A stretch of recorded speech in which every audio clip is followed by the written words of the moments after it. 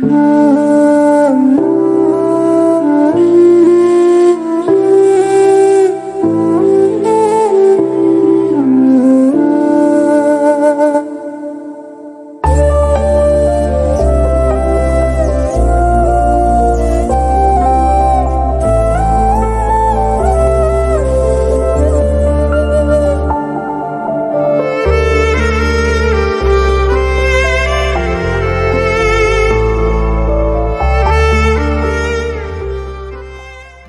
The lord. ಯೇಸು ಕ್ರಿಸ್ತರ ಉನ್ನತವಾದಂತ ಜೀವವುಳ್ಳ ನಾಮದಲ್ಲಿ ನಿಮ್ಮೆಲ್ಲರಿಗೂ ನಮ್ಮ ಜೀಸಸ್ ಲವ್ಸ್ ಪ್ರೇಯರ್ ಮಿನಿಸ್ಟ್ರೀಸ್ ಮೂಲಕ ವಂದನೆಗಳನ್ನ ಸಲ್ಲಿಸ್ತಾ ಇದ್ದಾನೆ.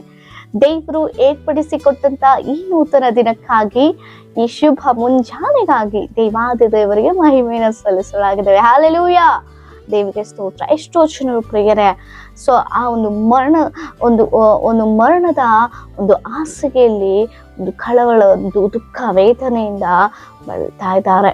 ಇನ್ನು ಅನೇಕರು ಲೋಕವನ್ನ ಬಿಟ್ಟು ಹೋಗಿದ್ದಾರೆ.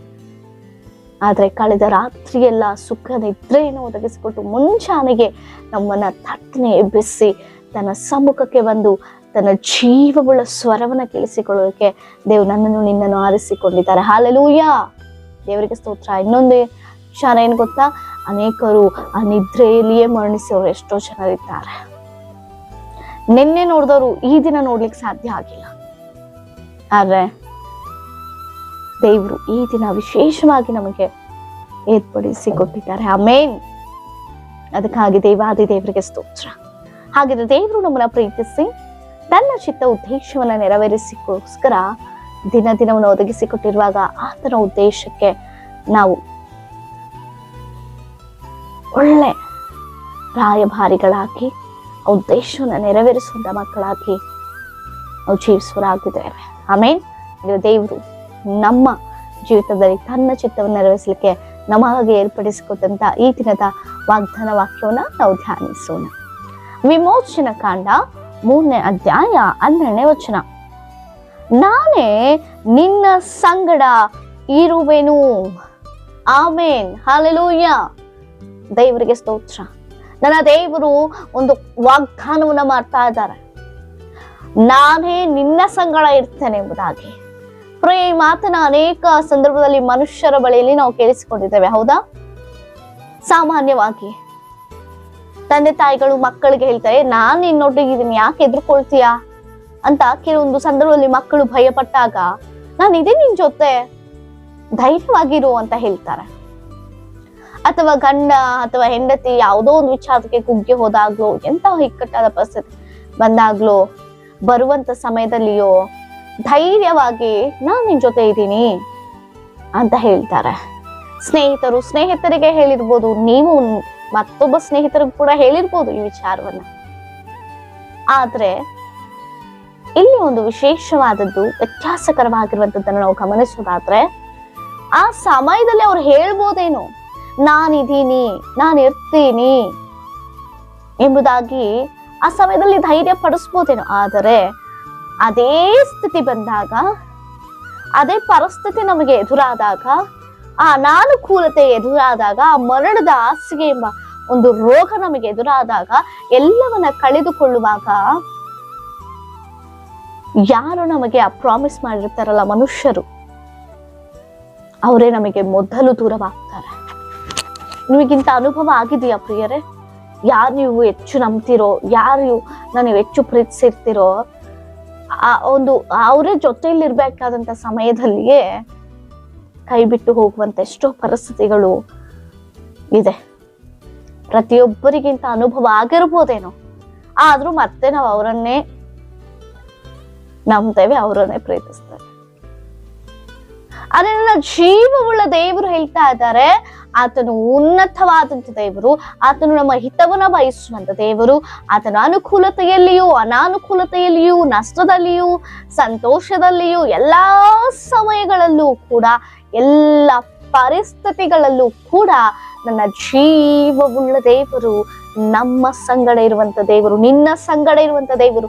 ನೀನು ಈ ದಿನ, ಈ ಕ್ಷಣ, ಈ ಒಂದು ದಿನಮಾನಗಳು ಎಂತ ಭಯಂಕರ ಪರಿಸ್ಥಿತಿ ನೀನು ಎದುರಿಸ್ತಾ ಇದೆಯೋ ಗೊತ್ತಿಲ್ಲ, ಯಾರು ನಿನ್ನೊಟ್ಟಿಗೆ ಇದಾರೋ ಇಲ್ವೋ ಗೊತ್ತಿಲ್ಲ. ಆದ್ರೆ ದೇವರು ಹೇಳ್ತಾ ಇದ್ದಾನೆ, ನಿನ್ನೊಟ್ಟಿಗೆ ಮಾತನಾಡ್ತಾ ಇದ್ದಾರೆ, ಮಗಳೇ ಮಗನೇ, ನಾನ್ ನಿನ್ನ ಸಂಗಡ ಇದ್ದೀನಿ, ನೀನ್ ಯಾವುದಕ್ಕೆ ಎದುರುವಂತ ಅವಶ್ಯಕತೆ ಇಲ್ಲ. ಯಾಕಂದ್ರೆ ದೇವರು ನಮ್ಮನ್ನ ಧೈರ್ಯ ಪಡಿಸ್ತಾ ಇದ್ದಾರೆ.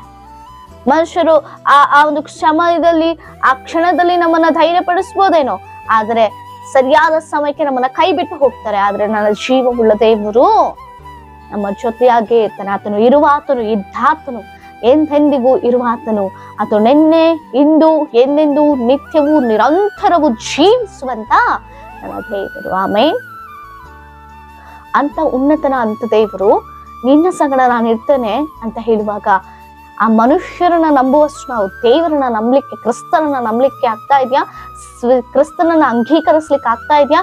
ಕ್ರಿಸ್ತನನ್ನ ಮನಪೂರ್ವಕವಾಗಿ, ಹೃದಯಪೂರ್ವಕವಾಗಿ ನಾವು ಸ್ವೀಕಾರ ಮಾಡಿದೇವ? ಮನುಷ್ಯರಿದ್ದರೂ ಇಲ್ಲದಿದ್ದರೂ ಪರವಾಗಿಲ್ಲ, ಗಂಡ ಇದ್ದರೂ ಇಲ್ಲದಿದ್ದರೂ ಪರವಾಗಿಲ್ಲ, ಹೆಂಡತಿ ಇದ್ದರೂ ಇಲ್ಲದಿದ್ದರೂ ಪರವಾಗಿಲ್ಲ, ಮಕ್ಕಳು ಇದ್ದರೂ ಇಲ್ಲದಿದ್ದರೂ ಪರವಾಗಿಲ್ಲ, ತಂದೆ ತಾಯಿಗಳು ನನಗಿದ್ದರೂ ಇಲ್ಲದಿದ್ದರೂ ಪರವಾಗಿಲ್ಲ, ನನ್ನ ಜೀವ ಉಳ್ಳ ದೇವರು ನನ್ನೊಟ್ಟಿಗಿದ್ದಾರೆ, ಅದೊಂದೇ ಸಾಕು ಎಂಬ ತೀರ್ಮಾನಕ್ಕೆ ನಾವು ಆ ಒಂದು ಸಮಯದಲ್ಲಿ ಬರ್ಲಿಕ್ಕೆ ಸಾಧ್ಯ ಆಗುತ್ತಾ?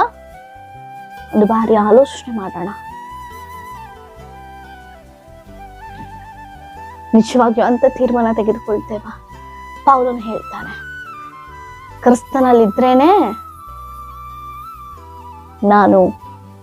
ನನ್ ಬದುಕುದ್ರು ಒಳ್ಳೆ ಲಾಭದಾಯಕ ಎಂಬುದಾಗಿ, ಕ್ರಿಸ್ತನಲ್ಲಿಲ್ಲ ಅಂದ್ರೆ ನನಗೆ ಸಾವೇ ಲಾಭ ಎಂಬುದಾಗಿ.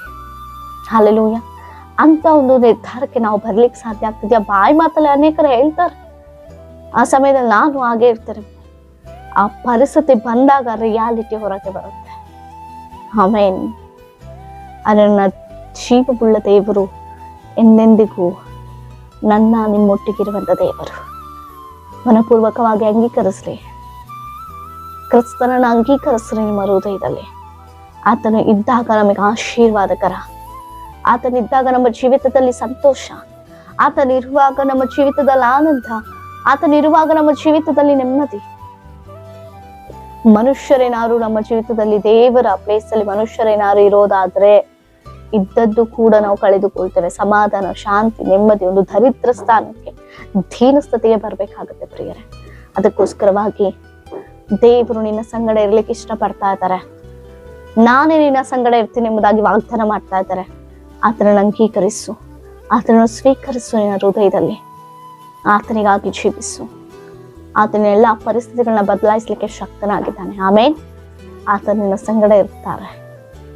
ಅಂತ ಉನ್ನತನಾದಂತ ದೇವರು ನಿನ್ನ ಸಂಗಡ ಇರ್ಲಿಕ್ಕೆ ಇಷ್ಟಪಡ್ತಾ ಇದ್ದಾರೆ.